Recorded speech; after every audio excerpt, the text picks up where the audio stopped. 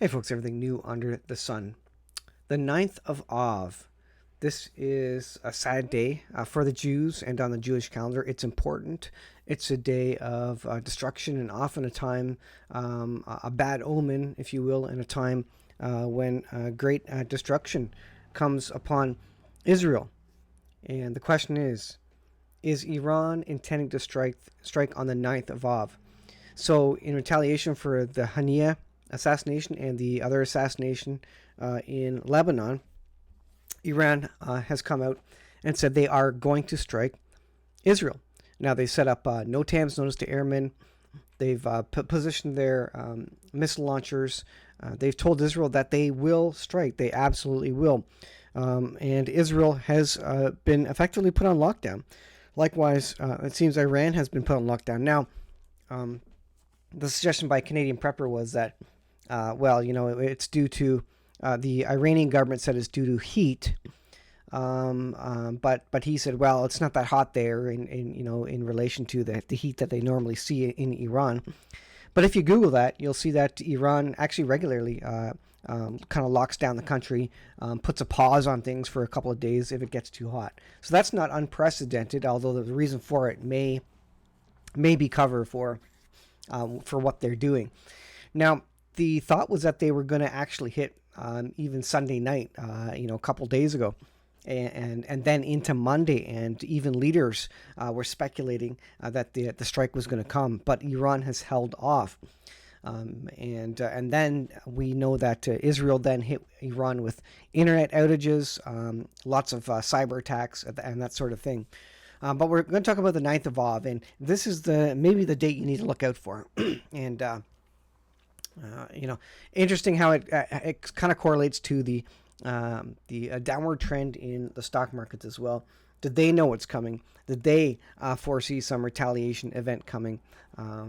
So, anyways, this warning is 247. We'll start with this, and we'll look at the 9th of Av.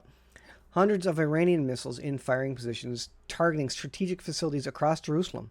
U.S. sends F-22 and F-18 squadrons. So ships are on the way. There's fighter jets on their way. If you watch Monkey Works, there's lots of fighters going over, whether for Ukraine or to support Israel. There's lots of troop movements, lots of military movements in all cases. It says the U.S. is urgently moving additional reinforcements into the Middle East as information from Western intelligence services speaks of a very dangerous, a radically different compared to the one in April, Iranian attack, which will take place in 3 stages, with the main target being Jerusalem. So they haven't started this, and we're in Wednesday here. It's Wednesday evening in Israel, and this has not yet started, but they're expecting it. It says, for this reason, the U.S. moved to the Middle East an F-22 Raptor squadron from Elmdorf Air Force Base, Alaska, and an F-A-18 squadron from the aircraft carrier USS Theodore Roosevelt. Now, they're getting other military assets into position, but it says the U.S. is concerned about both scope and the depth of Iranian attack. And Israel's response. Now, the suggestion is that it wouldn't just be this kind of standard 300 missile and aircraft drone attack that they did for show a couple months ago there. So with that, let's take a look at this. So what is the 9th of Av, or Tish B'Av? The 9th of Av is an annual fast day in Judaism on which a number of disasters in Jewish history occurred. Primarily, the destruction of both Solomon's temple by the Neo-Babylonian Empire and the Second Temple by the Roman Empire in Jerusalem. Tish B'Av marks the end of 3 weeks between dire straits and is regarded as the saddest day in the Jewish calendar. And it is thus believed to be the day which is destined for tragedy. And seemingly, history repeats itself and pattern equals prophecy, as the Jews understand and say. Does Iran know this? They certainly would know about this. Have they attacked on Jewish holidays? They absolutely have, on Sabbaths and other Jewish holidays where the Jews are at minimal kind of deployment, minimal monitoring and watching. And so it makes sense that this would happen on a day like that. And interesting that Iran has delayed it so long. Maybe because the cyber attacks has delayed it, or are they waiting? Are they kind of making Israel sweat, if you will, trying to figure out when they're going to do this. Well, it says Tish B'Av marks the end of 3 weeks in Dire Straits, and thus believed to be a day of great tragedy. Tish B'Av falls in July or August in the Gregorian calendar. So the question is, well, when does it fall in the Gregorian calendar? If the suggestion is that this attack is going to come, say, Friday, well, does it line up with Tish B'Av or the 9th of Av? Well, here it is. This is from Chabad.org. The fast day of Tisha B'Av 2024, the 9th of Av, begins at sundown on April 12th, 2024, and concludes at the nightfall, August 13th. This is the 12th is a Monday, and heading into Tuesday on our North American timeline. Now that's going to be it's our time, afternoon on the 12th is going to be evening on the 12th for Israel. So that would be the time, by which they would do this, or even sooner, maybe even the night before Tish B'Av, right? So that's interesting. This is an article from the New York Times. And it says, why is Iran expected to attack Israel? What we know about the crisis. And of course, it was because of the assassination. Iran has vowed to retaliate for the killing of senior Hamas leader in Tehran last week, an attack for which it has blamed Israel.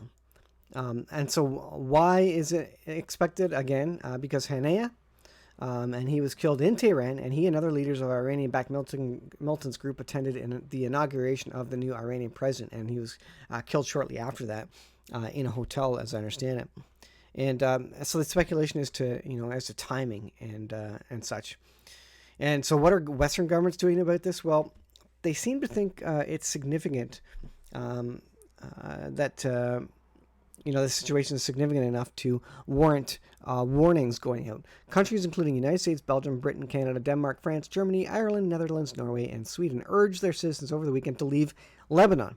Because if there's going to be a strike, a proxy strike, an Iranian proxy strike, it's going to come out of Lebanon, right? Hamas is all but, toast in on Gaza. A lot of the strikes, and there have been missile attacks, come from Hezbollah last couple of days. And so that's where probably a lot of the volley of rockets will come from, and then some also from Iran proper.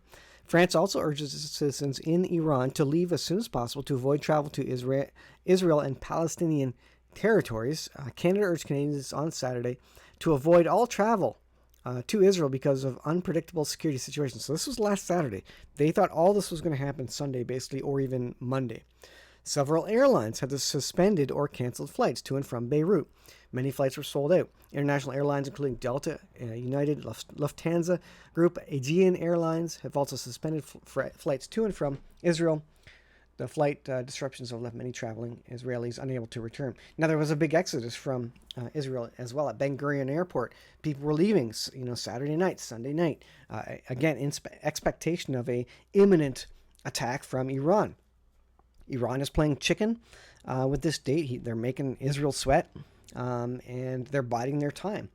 Or maybe the covert attacks, cyber attacks and such by Israel has actually caused them to delay that, which would be interesting because Israel really tracks and monitors all the communications. So it's very hard for Iran to organize anything with its proxies, without Israel having some idea of what's happening. They're so compromised in terms of, secret agents in Iran, etc., and just intercepting communications, and U.S. helps with that. But, Iran's got to strike quick because U.S. is getting all its assets over there very, very quickly, just like the first time this happened. Now, it's come out that Iran has said that, if... let's wait for the J-Post to load here. Iran has said that any nation that attempts to prevent the attack or shoots down missiles will become a target themselves. So, you're talking about Saudi Arabia, other nations around Israel that helped them in the first place, Egypt. And so this says, Gallant warns of potential Hezbollah attack. Iran issues airspace warning. So the airspace warnings have been issued, but they've yet to attack. they're making Israel sweat, and tactically that would be a good thing. Wasting a lot of Israeli resources as they hide either in their bunkers or near their bunkers, and a lot of regular operations are on hold until this attack comes, and they don't know when. Israel struck Hamas targets in southern Gaza after dozens of rockets were fired at Israel from near two aid warehouses belonging to international organizations. So even Gaza is still going on.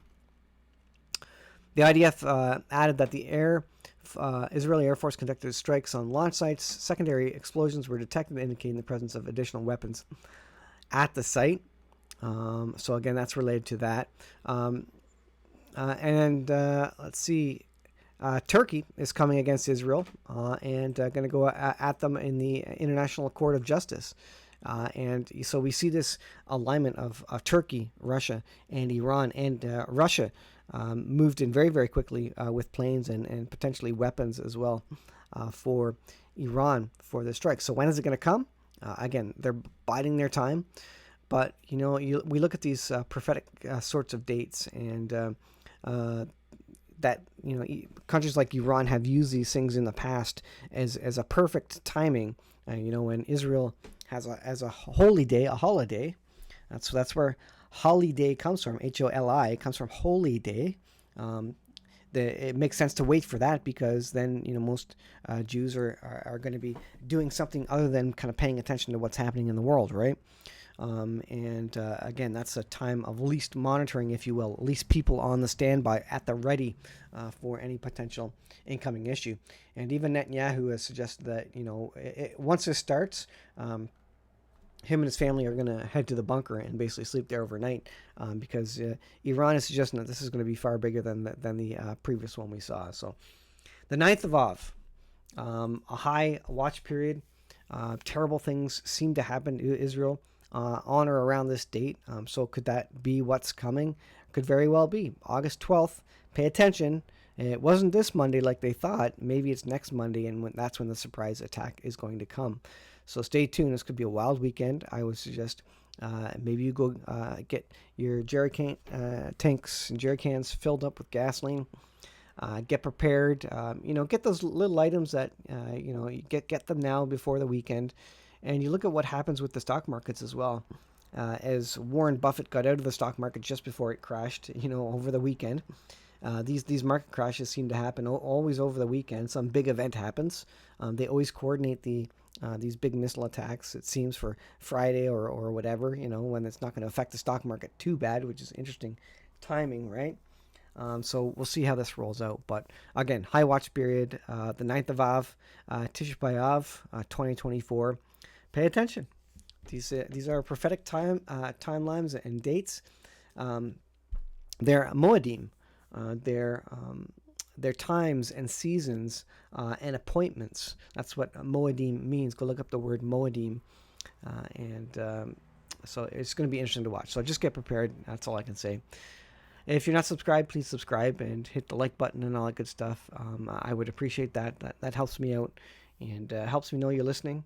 And if you can support the channel in any way, I would appreciate that as well.